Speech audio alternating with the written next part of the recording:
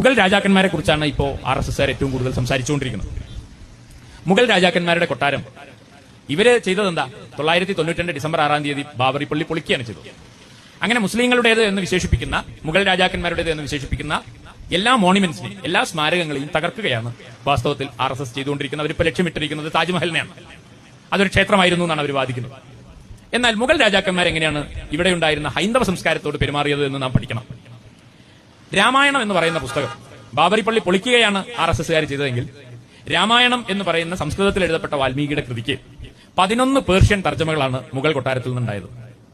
അതിൽ അബ്ദുൽ ഖാദർ ബദൌനിയാണ് അതിൽ ഏറ്റവും പ്രധാനപ്പെട്ട പണ്ഡിതൻ. അബ്ദുൽ ഖാദർ ബദൌനി വാസ്തവത്തിൽ അക്ബറിന്റെ കാലത്ത് മുഗൾ കൊട്ടാരത്തിൽ ഉണ്ടായിരുന്ന ആളാണ്. അദ്ദേഹത്തിന്റേത് ഉൾപ്പെടെ 11 ട്രാൻസ്ലേഷനാണ് പേർഷ്യൻ ഭാഷയിലേക്ക് രാമായണത്തിന്റേതായി ഉണ്ടായിട്ടുള്ളത്. അവിടുന്നാണ് പിന്നീട് അത് ലോകത്തെമ്പാടും വ്യാപിച്ചിട്ടുള്ളത്. അതേപോലെ മഹാഭാരതത്തിന്റെ 4 തർജ്ജമകളാണ് മുഗൾ കൊട്ടാരത്തിൽ നിന്നുണ്ടായത്.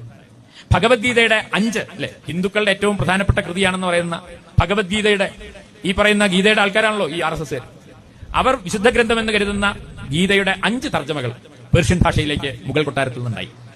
നളോപാഖ്യാനത്തിന്റെയും ഭാഗവത പുരാണത്തിന്റെയും ഹരിവംശത്തിന്റെയും അഥർവവേദത്തിന്റെയും ഉപനിഷത്തുകളുടെയും യോഗവാസിഷ്ടത്തിന്റെയും പ്രബോധചന്ദ്രോദയത്തിന്റെയും കൃതികൾ, ഈ പറയുന്ന സംസ്കൃതത്തിലുള്ള പാഠങ്ങൾ പേർഷ്യൻ ഭാഷയിലേക്ക് നിരവധി തരത്തിൽ ട്രാൻസ്ലേറ്റ് ചെയ്യപ്പെട്ടത് മുഗൾ രാജാക്കന്മാരുടെ കാലത്താണ്.